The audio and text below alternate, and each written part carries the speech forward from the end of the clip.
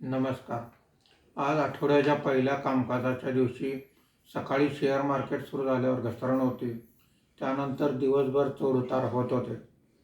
अमेरिकेने व्हेनेझुएलावर केलेल्या लष्करी कारवाईमुळे त्याचे पडसाद आज भारतीय शेअर बाजारावर बघण्यास मिळालेले आहेत.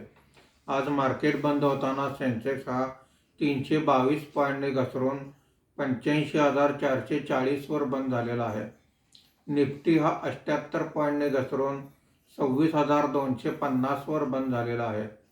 आजच्या कामकाजामध्ये BSE reality index 2.16%, BSE consumer durable index 1.25% वर आहेत.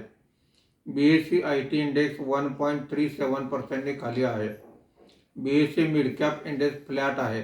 BSE स्मॉल कॅप इंडेक्स 0.14% वर आहे.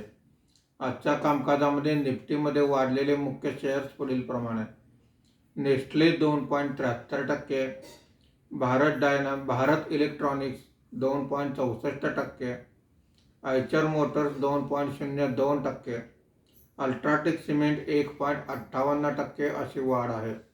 आज निफ्टीमध्ये घसरलेले मुख्य शेअर्स पुढील प्रमाणे: HDFC bank 2.41%, Wipro 2.12%, Infosys 2.07%, HCL technology 1.99% असे घसरण आहे. धन्यवाद.